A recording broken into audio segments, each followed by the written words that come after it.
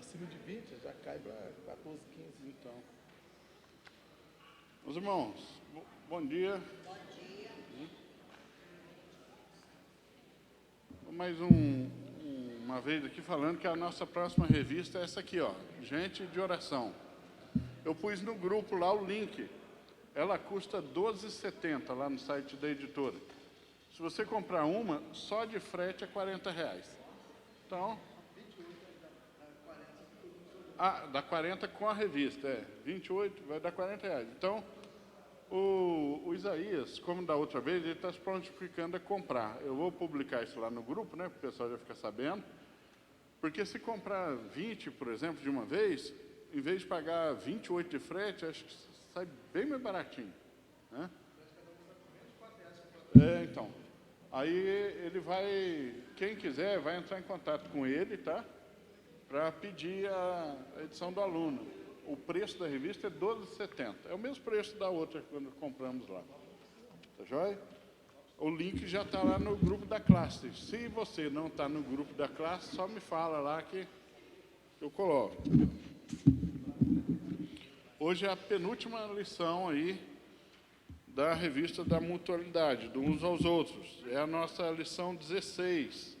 Sede benignos, uns para com os outros. Nós vamos começar lendo Efésios 4, 31 e 32.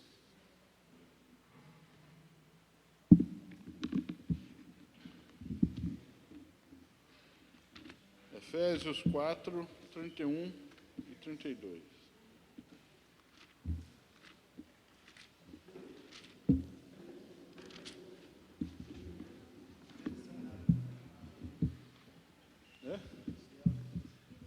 A anterior? Você não veio semana passada, né? 31 e 32, que diz: longe de vós toda amargura, e cólera, e ira, e gritaria, e blasfêmias, e bem assim toda malícia. Antes, sede uns para com os outros benignos, compassivos, perdoando-vos uns aos outros, como também Deus em Cristo vos perdoou. Então está aí, ó, sede benignos uns para com os outros. É o nosso mandamento aí de hoje. Benigno ou bondoso em algumas versões. Tem alguma que traz assim, ou não? Em vez de benigno, traz bondoso? Misericordioso?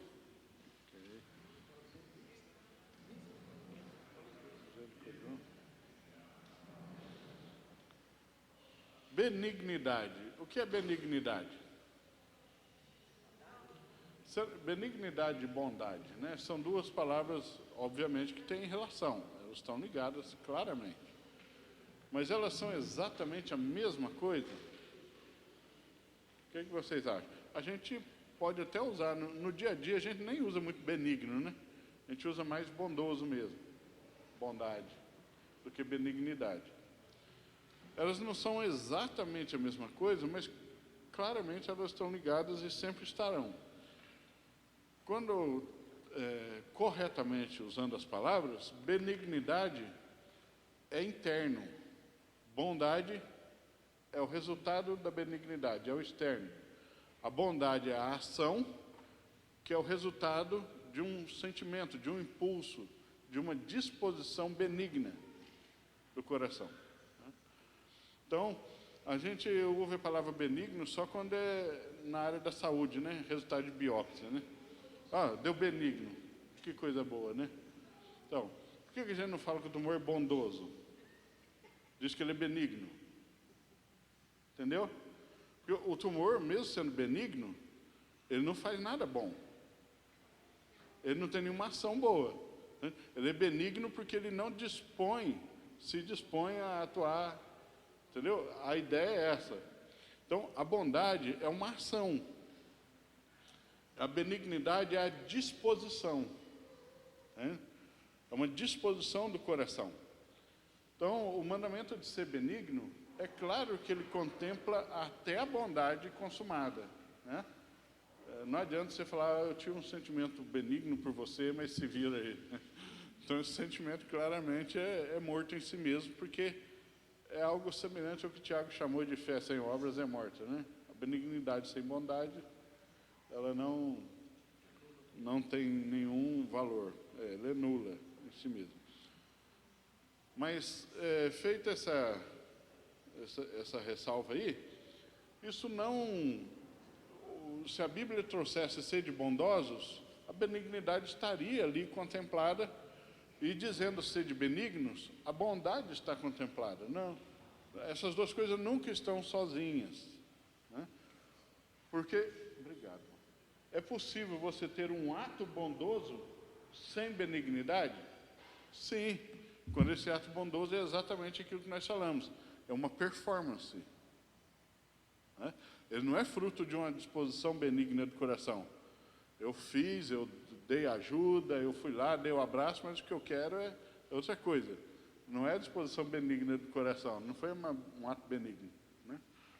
Então, a bondade, o ato bondoso, ele pode existir sem uma motivação benigna, realmente benigna. Sem ser motivado por amor, por cuidado, né? Por carinho, mas por alguma motivação que seja pecaminosa. Isso é possível. Agora, ter uma disposição benigna que seja falsa é impossível, né?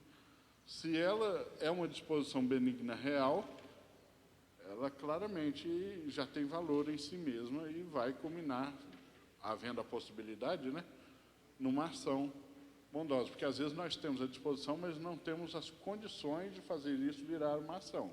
É possível também. Você olha uma situação de guerra e você tem uma disposição benigna, mas você não tem condição de ajudar, né? Aí surge uma possibilidade, você tem então a vazão da benignidade em bondade e pode sair sim ser atuante. Mas nem sempre a benignidade consegue realmente se transformar numa ação pela impossibilidade real, que às vezes existe mesmo. Agora, tudo isso são detalhes técnicos aqui que eu estou falando, né? Detalhes técnicos, assim, da gente prever situações. Mas um mandamento, né? Por isso que o versículo 31 ele é importante, porque o nosso mandamento, ele está num verso que não começa numa frase, que não começa no sede benignos uns para com os outros. Tem uma palavrinha antes. A frase começa com antes, né? Na minha versão é antes. Antes, em vez de, né? Em algumas versões aí. Então, por quê? Porque o mandamento é um resultado direto do que foi falado no verso anterior. É um contraponto.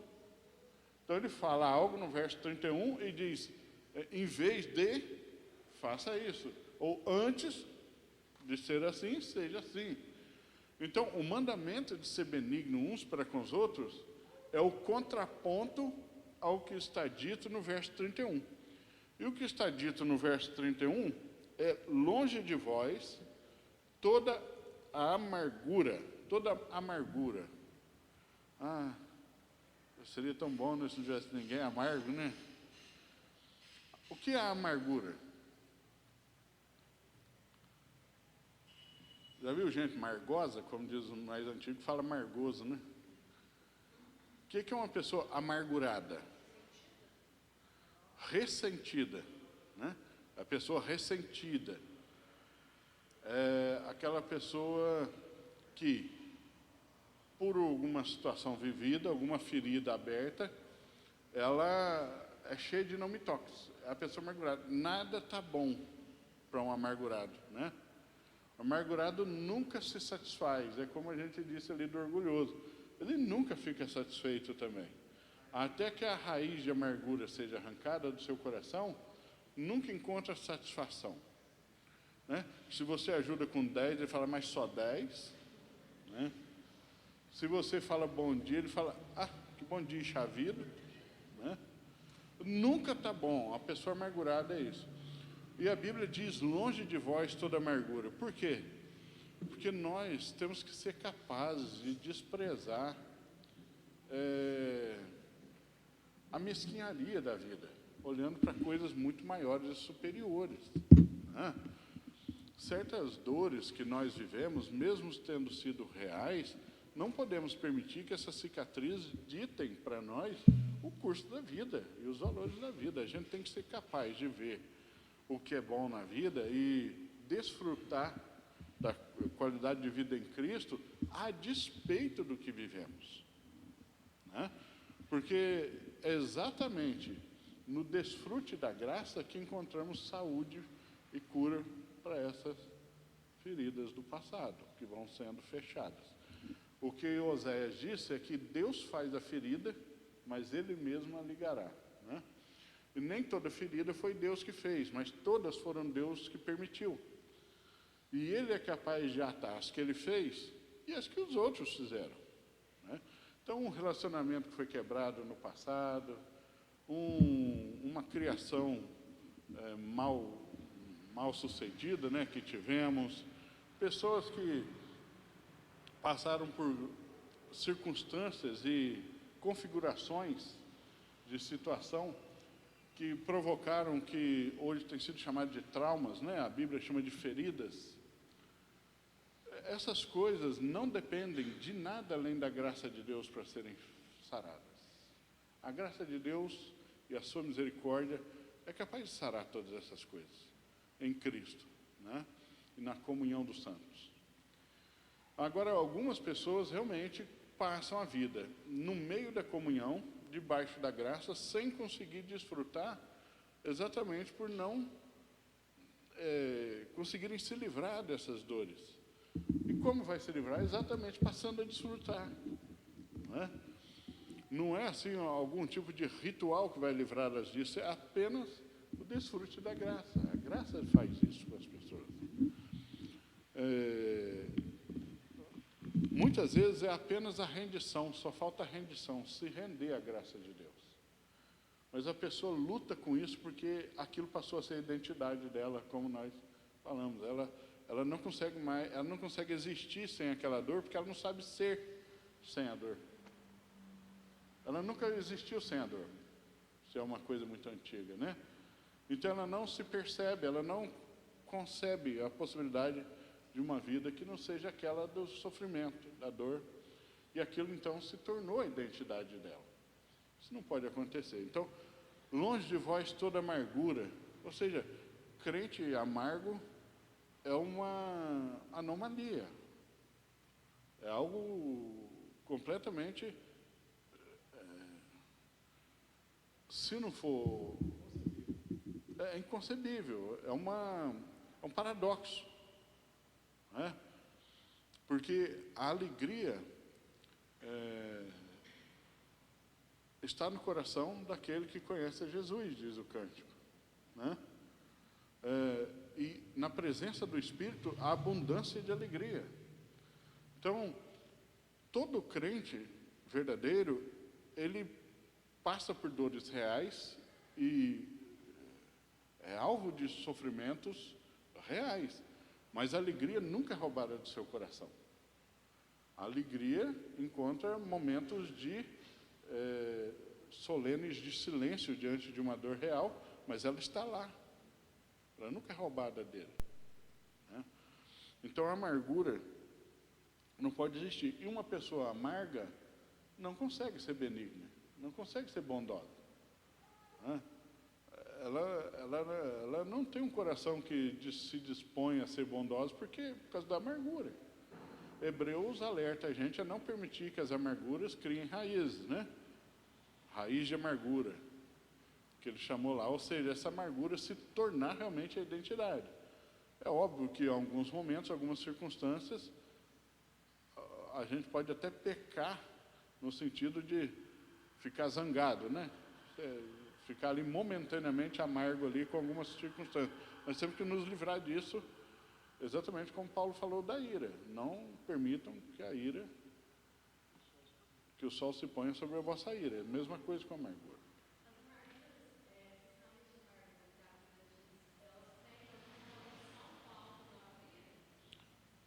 Podem ter. Né? Podem ter, exatamente. Quando ela passa a ser a identidade da pessoa, a pessoa se alimenta dessa dor dela, e a identidade dela é a dor, é uma idolatria. Isso é ruim.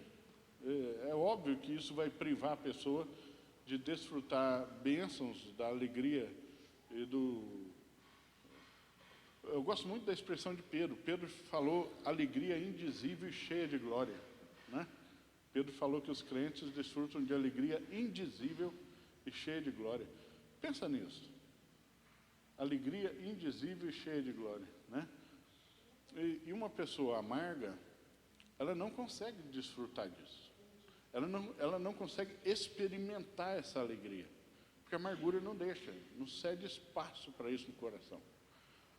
E o remédio para essa amargura é exatamente a alegria do Senhor, que é a nossa força, que é o remédio santo. Né? Então a pessoa se fecha, ela passa a existir como a sofredora, como a vítima, e isso atrai certa atenção, porque aqueles que amam procuram, né, suprir na angústia, na dor, só que a pessoa passa a achar que esse amor depende dessa condição dela estar no sofrimento. Se ela parar de sofrer, essa pessoa deixará de amar. Então ela, por carência, faz do sofrimento a sua identidade, com medo de não ser mais amada, se isso passar. Né?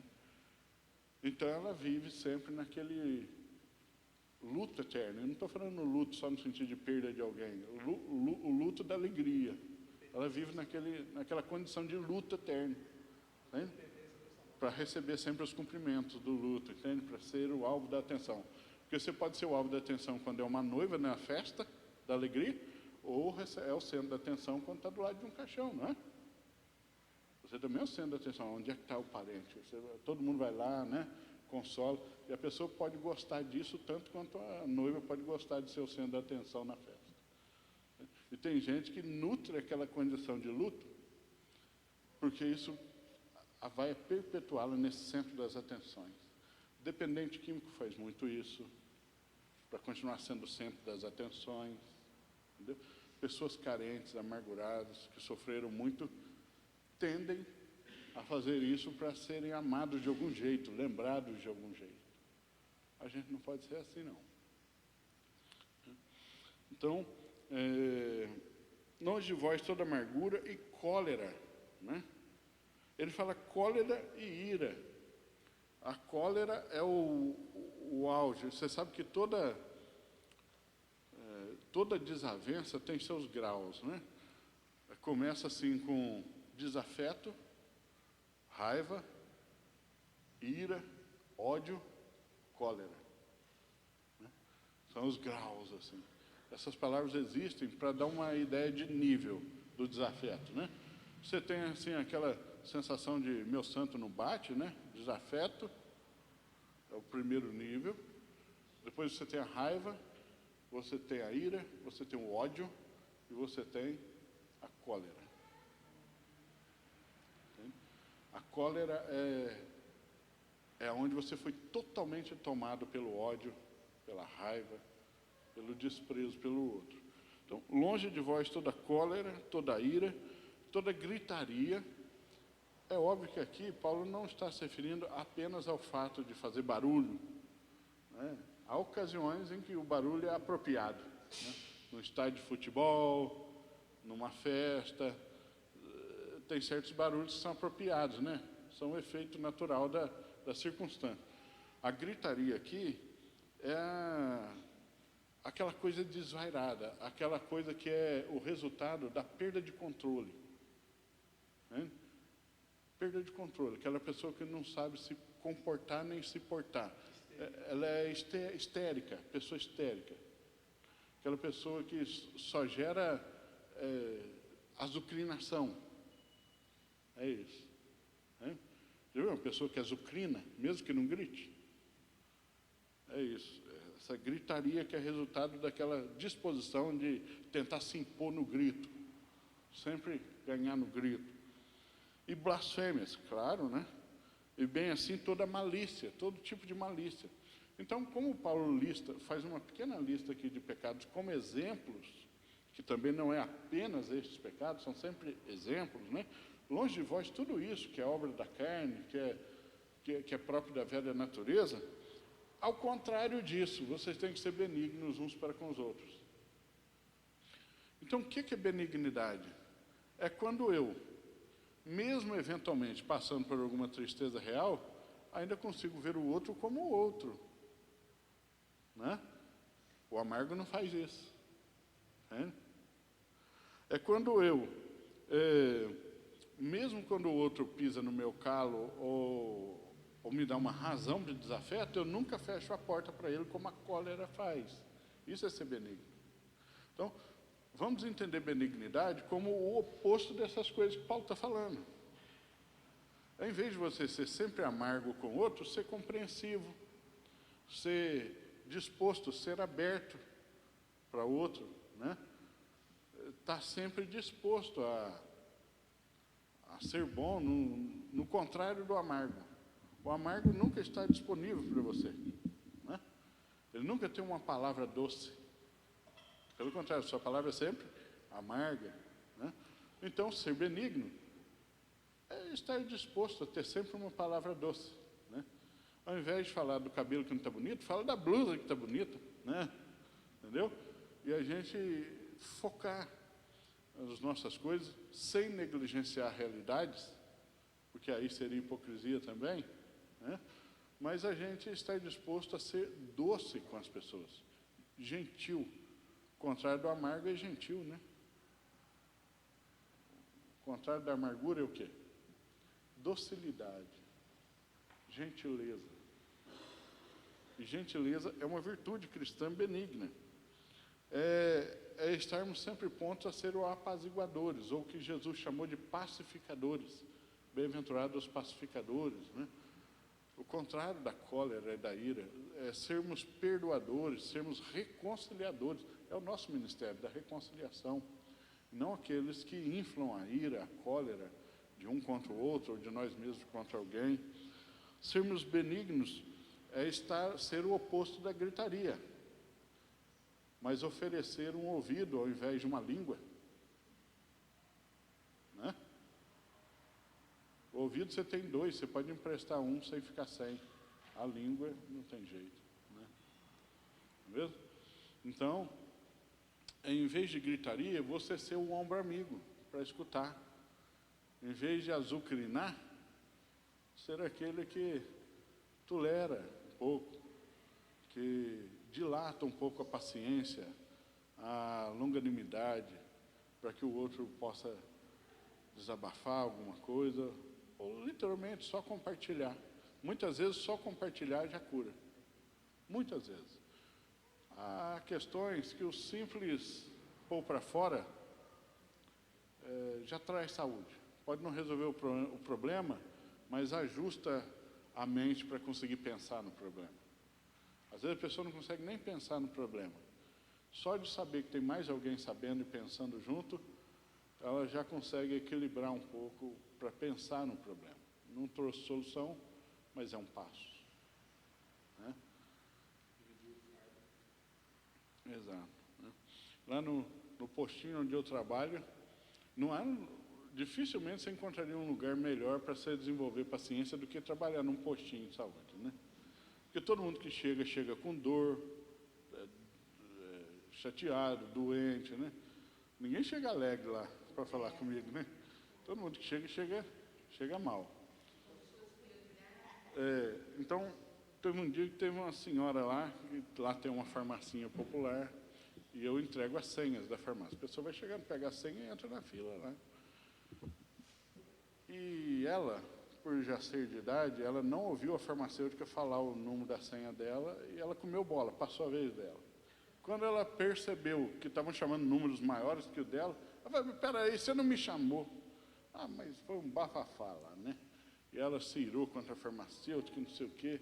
Ela começou a chorar, a senhorinha, e ninguém conseguia apaziguar. Ela ficou irada, ela se sentiu totalmente desprezada, né? Negligenciada. Eu cheguei perto dela e falei assim, senhora, o que aconteceu? Ela não conseguia contar o que aconteceu, porque ela está virada. Então, ela tem 2 irmãs com câncer. Aliás, essa semana, uma sobrinha dela suicidou, quinta-feira. Né? Então, é aquele tipo de circunstância que você não tem muito o que fazer. O que aconteceu? Ela não conseguia contar. Eu falei assim, olha, posso resolver o problema da senhora. A senhora pode deixar as receitas comigo, eu entro na fila pela senhora, a senhora vai para casa, eu entro na fila, pego os remédios, fica comigo aqui na recepção, de tarde a senhora vem com calma aqui, pega o remédio comigo. Não é impossível você ter uma oferta melhor do que essa. Ela ia sair de uma fila que é demorada, ir para casa, descansar de tarde. Ela mora perto do posto, só via lá pegar o remédio na hora, comigo na recepção. Ela não aceitou. Ela preferiu ficar lá, pegar um novo número e ficar lá. Isso a pessoa não consegue raciocinar, ela não consegue perceber as soluções para o problema, porque ela não está em busca de solução. Ela está em busca de uma ocasião para extravasar suas dores. Entende? Ela encontrou uma situação onde ela podia gritar, podia desabafar, podia xingar, sem entregar que era por causa das coisas que ela estava passando. Então, ela não queria uma solução, ela queria uma oportunidade de desabafar. Aí eu tirei as outras pessoas perto dela, sentei lá, deixei ela gritar bastante comigo, que não tinha nada a ver com a história. Quando ela calmou um pouco, eu falei para ela assim, então vem cá, vamos passar a senhora na frente aqui. Passamos ela na frente, já foi embora. As pessoas estão sempre assim, sempre a uma vírgula de explodirem, né? Quase sempre. Então, isso é a gritaria. Nós somos pacificadores, até onde pudermos, né? Nós não somos Cristo, nós somos servos de Cristo. Nós não vamos solucionar o problema de todo mundo, mas temos que estar ali dispostos a fazer o que estiver ao alcance, sem pecar para isso, né? Não posso quebrar as leis, as regras para isso. Blasfêmias, ou seja, somos bondosos uns com os outros quando nos corrigimos, inclusive doutrinariamente. Isso é ser bondoso, né? Longe de nós é blasfêmia. Então, quando alguém pensa, fala coisa errada, é um ato de benignidade, de bondade, chegar e dar um ajuste. Olha, não é bem assim, é assim. Já parou para pensar que isso pode estar errado? Pode estar equivocada a maneira de você pensar nisso? Isso também é um ato de benignidade, né? Aliás, um dos maiores. Porque qualquer coisa que aconteça com você, que leve você a um conhecimento mais acurado de Deus, é a melhor coisa que poderia ter acontecido com você, né? Que ato é mais benigno do que dizer para alguém que ele pode conhecer a Cristo melhor, um pouco melhor, né? Nada é mais benigno do que isso. E toda malícia, né? Exatamente, né? Então, ser benigno uns para com os outros é a gente agir da maneira inversa do pecado, da maneira inversa dos resultados do pecado e do pecado em si. Ao invés de sermos o verso 31, sermos o seu oposto. Então, ser benigno não é tratar o outro como coitadinho, né? Não é a gente ficar apenas fazendo doações. Ser benigno é sermos santos. Em suma, é isso. Quando você é santo, você é benigno. Você faz bem para alguém sendo santo, sendo justo, sendo reto, né? Sendo cordial, sendo gentil, sendo disponível, e não apenas sendo bondade como caridade, né? Sim?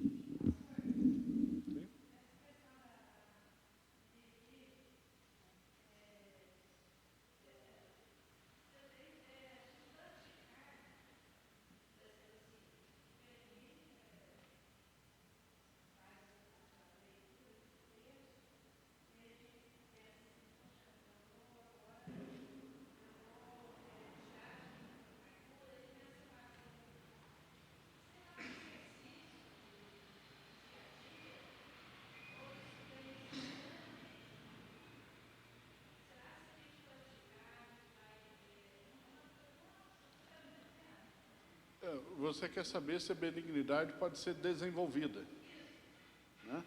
Se ela pode ser desenvolvida ou se quem tem, tem, quem não tem, não tem, né? Ou se podemos desenvolvê-la. Claro que podemos. Toda virtude, ela encontra algumas virtudes encontram um embrião que é inato em algumas pessoas. Algumas pessoas são mais predispostas a serem sensíveis à dor do outro do que outras, por natureza. No entanto, todos nós podemos desenvolver as virtudes cristãs. Porque a Bíblia nunca trata as virtudes cristãs como algo inanimados, como algo assim que se recebe num ato de... Você recebe num ato é a salvação. Paulo em Filipenses diz, desenvolver a vossa salvação com temor e tremor. Entende? A salvação, ela vai sendo experimentada e desenvolvida. Como é que eu desenvolvo benignidade? Como é que eu desenvolvo compaixão? Como é que eu passo a ser? Eu sou uma pessoa que se ira facilmente, sou uma pessoa iracunda. Começa com o reconhecimento do pecado e da ausência. Ninguém que não se perceba iracundo passará a ser uma pessoa pacífica. Comece com o reconhecimento. Mas a gente tem que se lançar no laboratório. Tem que ir para o laboratório. Entendeu? Então, eu vou falar da compaixão e se aplica também à benignidade. Mateus capítulo 9, versículo 36. Isso. Mateus 9, 35. Eu tenho 3 minutos. Eu já preguei essa mensagem na Central, acho que quando a Central era lá embaixo. Mateus 9, 35, diz assim, e percorria Jesus todas as cidades e povoados, ensinando nas sinagogas, pregando o evangelho do reino e curando toda sorte de doenças e enfermidades. Vendo ele as multidões, compadeceu-se delas, porque estavam aflitas e exaustas como ovelhas que não têm pastor. Então, olha só, Jesus se compadeceu das multidões. A compaixão de Jesus foi instigada, né, pelo que ele viu. Como é que eu desenvolvo compaixão? Nunca vou desenvolver compaixão lendo livros sobre compaixão. Lendo sobre alguém compassivo. Né? Isso pode ser útil para orientar a compaixão que eu já tenho. Eu vou aprender a desenvolver compaixão quando eu percorro vilas e aldeias. Não é isso que diz o verso de trás? Se você não vai até aquele que é o necessitado, você nunca vai desenvolver compaixão. A primeira maneira de você desenvolver um coração compassivo é percorrendo. Se você não percorre, se você é igreja, casa, casa, igreja, você vai ver falar sobre amor, ver falar sobre compaixão, mas você nunca foi na casa de alguém, sentar num banquinho de madeira, pôr o pé no chão batido e tomar café naquele copo cheio de marca de dedo, parece copo de venda de fazenda, com aquelas bexigas de mortadela penduradas. Tá vendo? Então, se você não vê a miséria, você não sente compaixão do miserável. Tá vendo? É igual guerra. Você está lá, vendo o seu feed, ou assistindo o seu jornal, e passa lá, Rússia bombardeia a Ucrânia, aquelas cenas grotescas. Por exemplo, Benjamin Netanyahu, primeiro-ministro de Israel, falou na ONU agora com QR Code no peito. E quem escaneou o QR Code, esse QR Code estava apontando para um site onde o governo de Israel expôs todas as maldades que o Hamas fez. Eu não consegui ver tudo. Embrulha o estômago da gente. As cenas de violência, mesmo assim escancaradas, é muito difícil alguém ver tudo aquilo lá. Entende? Então, assim, você vê aquilo, dá aquele mal-estar, você fala, como é que isso pode existir? Como é que alguém pode ser capaz de fazer isso com outro ser humano? O tamanho do ódio, da cólera. né? Aí passa 3 dias, você já está falando de futebol. Por quê? Porque eu vi uma cena, mas eu nunca fui lá. Eu nunca estive num campo de guerra. Fala com um soldado que serviu na Segunda Guerra. Então, se você quer desenvolver certas virtudes, você tem que tocar no leproso. Você tem que ir até o miserável. Se você nunca conversou com uma pessoa igual o Shampoo quando chegou lá, um dependente químico que o céu da boca está um buraco desse tamanho, que a droga comeu o céu da boca dele, até com vermes na boca, você nunca vai desenvolver compaixão pelos dependentes químicos. Você vai saber que isso existe, ficar triste, amanhã você não lembra deles. Então, as virtudes cristãs, elas são desenvolvidas no percorrer. Aqui eu uso percorrer como viver a vida cristã. É na convivência e na vivência. Exatamente na medida em que vamos encontrando as pessoas carentes da nossa benignidade, que nós vamos desenvolvendo a benignidade. E fazendo uso dos meios de graça. Porque toda virtude não é nosso mérito desenvolvê-las. Elas são fruto da graça de Deus em nós pelo Espírito. É um fruto do Espírito. Bondade, benignidade, compaixão, paz, alegria, misericórdia, amor. Né? O Espírito desenvolve-se em nós. E nós desenvolvemos isso na medida em que experimentamos. É na experiência cristã. E essa experiência é jungida aos meios de graça. Oração, leitura da Bíblia, comunhão dos santos, tudo isso.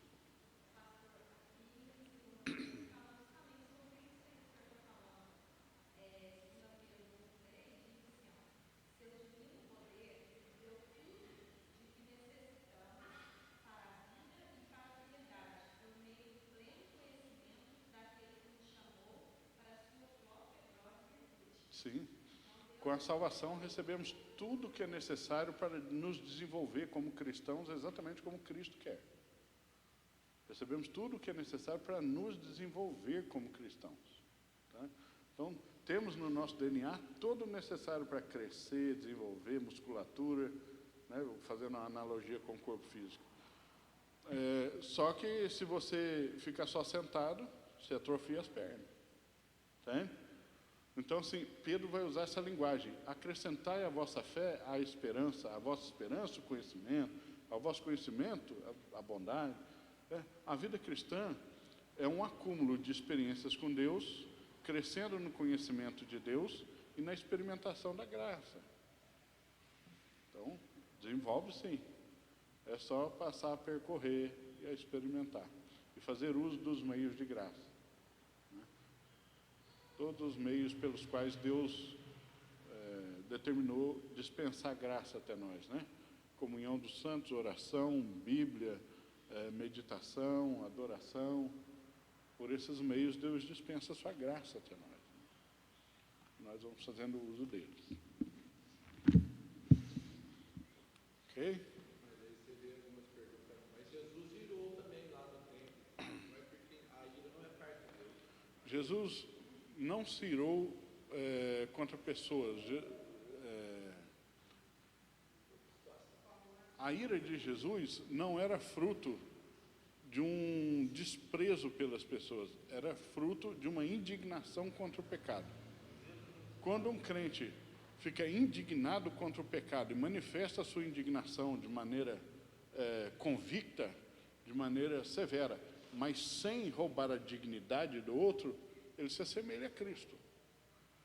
Quando você vê, por exemplo, o prefeito da nossa cidade roubou, e você tem uma fala convicta, desprezando esse ato, sendo firme nas suas convicções, repudiando esse ato, isso não é ira, isso é indignação contra o pecado.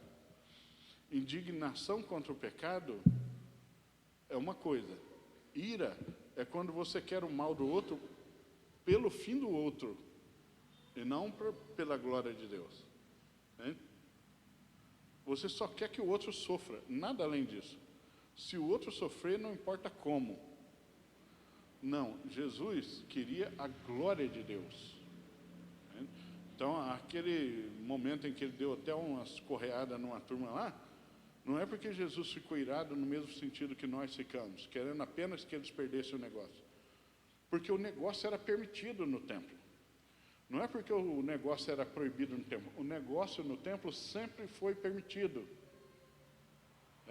Porque a própria lei dizia que quem vinha de longe para oferecer sacrifício não ia trazer um bezerro por 20 quilômetros. Ele vendia o bezerro lá, pegava dinheiro, punha no bolso, andava os 20 quilômetros com o dinheiro, chegava ali, ele comprava outro bezerro e oferecia. Então, a grande maioria do pessoal que ia até o templo de Jerusalém para oferecer sacrifício, não trazia, comprava ali. E esse comércio é garantido, inclusive, na lei, porque era permitido vender. Justamente para atender essa demanda de quem não podia trazer tudo isso de todo canto de Israel. Ia ser uma loucura. Só que isso tinha local para ser feito, preço justo para fazer, e eles não estavam fazendo, nem no local certo, nem com preço justo, nem pelos motivos justos. Então Jesus se indignou. Estou falando isso porque o pecador, ele se esconde atrás da nossa palavra portuguesa, entendeu? Lá, Não, e Jesus de novo. Aí você pega a ideia e vai falar assim, não se pratica a amargura nem a ira, entendeu? A pessoa fala, não, mas eu só irei, estou morrendo. Agora, quando alguém fala assim, mas até Deus se irou, o detalhe é o seguinte, Deus tem o direito de ficar irado, você não. É prerrogativa do Criador se irar contra a criação. A criação não tem essa prerrogativa.